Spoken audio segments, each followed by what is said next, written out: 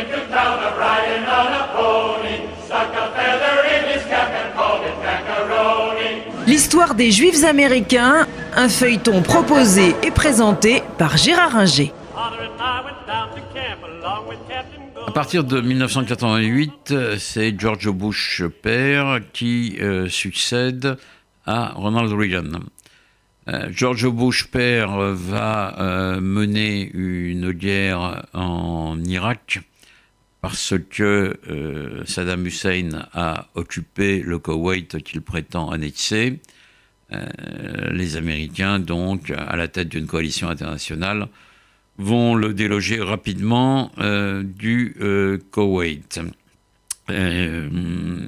Saddam Hussein, à cette époque d'ailleurs, lance quelques missiles sur la banlieue de Tel Aviv en espérant que les Israéliens riposteront, ce qui cassera le front arabe qui soutient les États-Unis. Mais les Israéliens ont la sagesse, à la demande des États-Unis, mais ils ont quand même la sagesse de ne pas riposter, et ce qui permet de maintenir un front uni contre Saddam Hussein. Tout ça n'empêche pas George Bush père, comme très souvent les républicains, de ne pas être très favorable à Israël et d'essayer de faire la paix entre Israël et les pays arabes en convoquant à Madrid une conférence internationale qui aurait pour but de parvenir à une paix au Proche-Orient. Les principaux interlocuteurs viennent à cette conférence entrer dans les pieds. Les Palestiniens ne sont pas représentés directement, mais sont dilués dans les délégations, notamment jordaniennes. Et les Israéliens du gouvernement Shamir se font tordre le bras pour aller à Madrid. Ils y vont, mais ils font tout pour bloquer la conférence qui n'aboutit finalement à rien, mais qui marque d'une certaine manière la fin d'une lune de miel entre Israël et les États-Unis.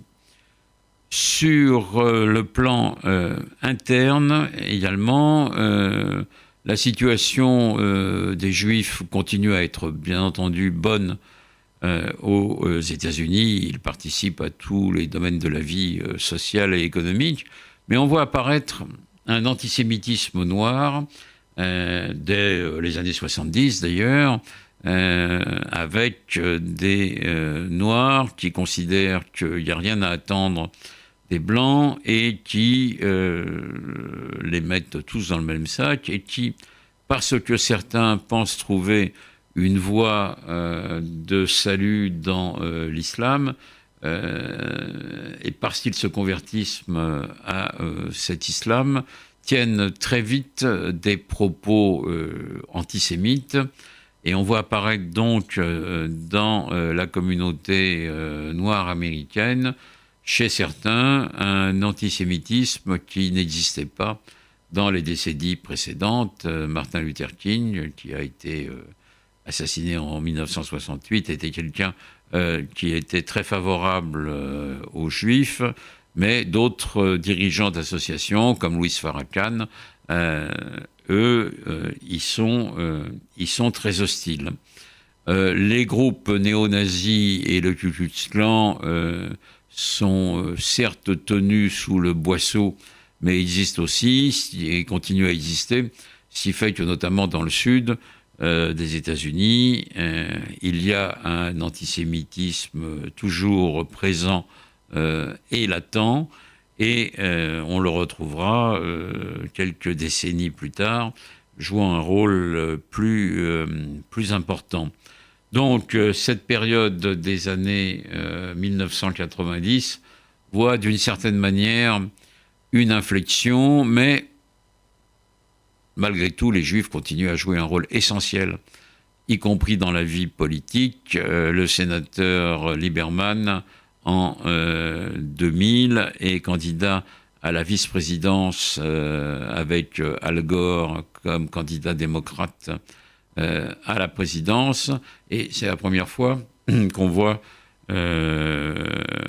un juif démocrate accéder à un tel poste.